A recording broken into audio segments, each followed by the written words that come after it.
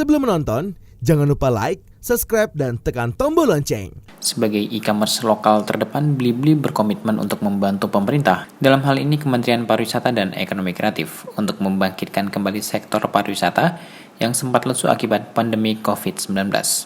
Blibli juga siap bergerak bersama dengan Asosiasi Pariwisata untuk menggairahkan kembali industri pariwisata dan ekonomi kreatif. Untuk mewujudkan komitmennya tersebut, Blibli meluncurkan program Blibli Travel and UMKM Fest secara virtual.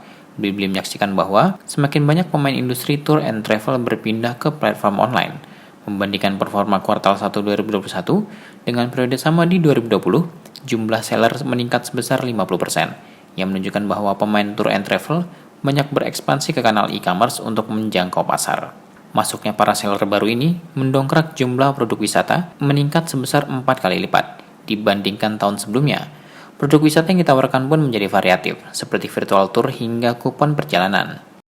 Pertumbuhan ini menunjukkan bahwa semakin banyak pelaku di industri pariwisata yang menyadari pentingnya transformasi digital untuk bertahan di tengah pandemi.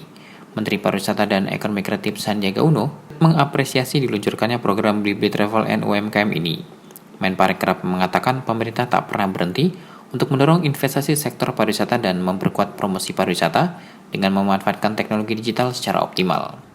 Guna membangkitkan kembali kondisi yang sempat terpuruk, Kementerian Pariwisata dan Ekonomi Kreatif tengah berupaya mengimplementasikan 3 strategi utama, yaitu inovasi, adaptasi, dan kolaborasi. Strategi inovasi dan adaptasi telah kita terapkan dengan mentransformasikan penjualan produk dari konvensional atau offline atau tradisional menjadi online. Kita juga harus berkolaborasi dengan berbagai stakeholders guna membangun sistem yang terintegrasi, mulai dari promosi, pemasaran, hingga penjualan dan pembayaran untuk lebih baik lagi. Saya menyambut baik dilaksanakannya acara Blibli Travel dan UMKM Fest 2021 karena memudahkan para traveler untuk memilih dan membeli produk dan paket wisata yang diinginkan. Tentunya yang telah menerapkan protokol kesehatan CHSE secara ketat.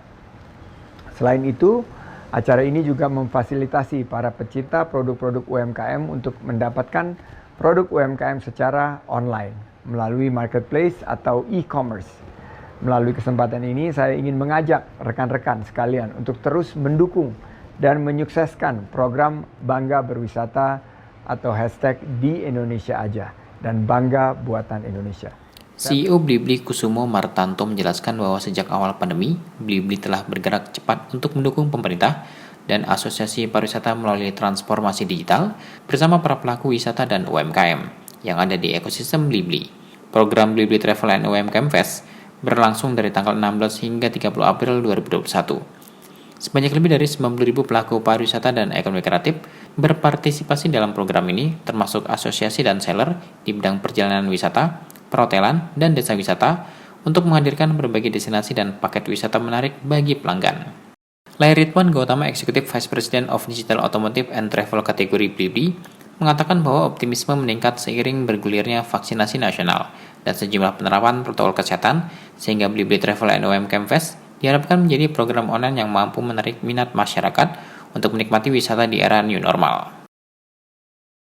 Kedatangan Perdana Menteri Vietnam Pham Minh Chinh ke Istana Kepresidenan Bogor, Jawa Barat disambut Presiden RI Joko Widodo. Kedua pemimpin negara langsung menggelar pertemuan bilateral. Pertemuan bilateral ini menjadi pertemuan pertama bagi Pham Minh Chinh setelah dilantik sebagai Perdana Menteri Vietnam pada 5 April 2021. Pham Minh Chinh terpilih sebagai Perdana Menteri menggantikan Perdana Menteri Nguyen Xuan Phuc yang diangkat sebagai Presiden Vietnam untuk periode 2021 sampai 2026. Atas pelantikan itu, Presiden Jokowi mengucapkan selamat kepada Perdana Menteri Pham Minh Chinh. Hasil pembahasan kedua pemimpin negara, dalam pertemuan tersebut kedua kepala negara berkomitmen untuk memperkuat hubungan bilateral yang saling menguntungkan untuk kepentingan rakyat Indonesia maupun Vietnam. Hubungan bilateral yang diperkuat menyangkut sejumlah isu. Yang pertama adalah memprioritaskan penguatan kerjasama di bidang kesehatan.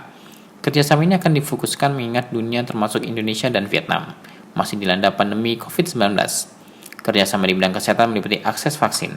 Kemudian yang kedua, menekankan untuk mempertajam kerjasama di bidang ekonomi. Di bidang ini lebih membicarakan soal perdagangan dan investasi. Vietnam adalah mitra perdagangan terbesar keempat Indonesia di ASEAN. di mana nilai perdagangan kedua negara naik hampir 2 kali lipat dalam 5 tahun terakhir. Ketiga, kepala negara menekankan pentingnya percepatan perundingan perbatasan, zona ekonomi eksklusif yang telah berlangsung 11 tahun. Presiden menyarankan agar tim teknis kedua negara dapat segera berunding kembali dan menyelesaikan negosiasi.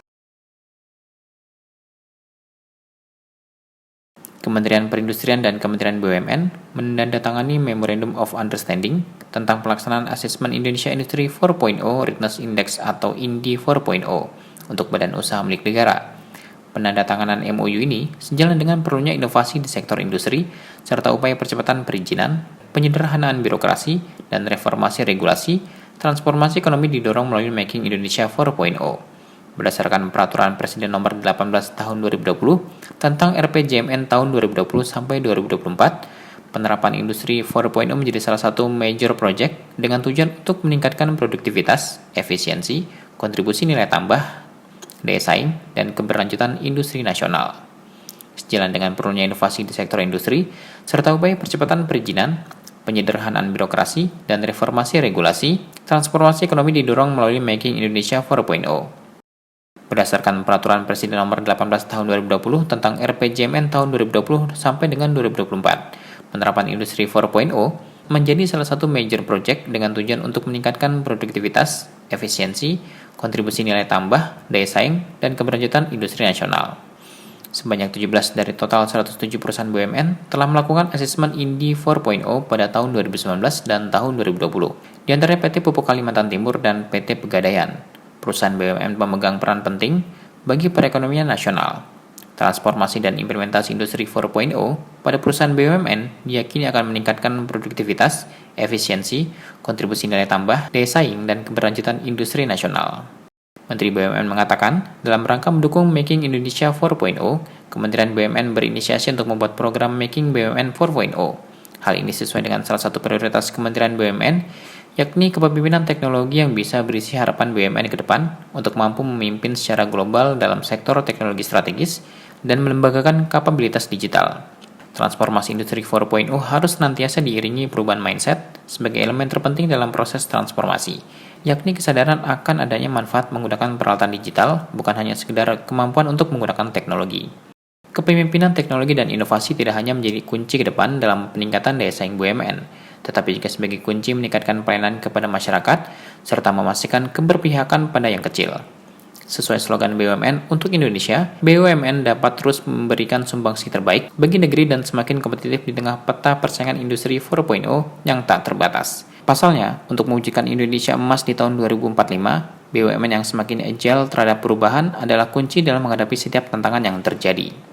Tim Eljon Media melaporkan.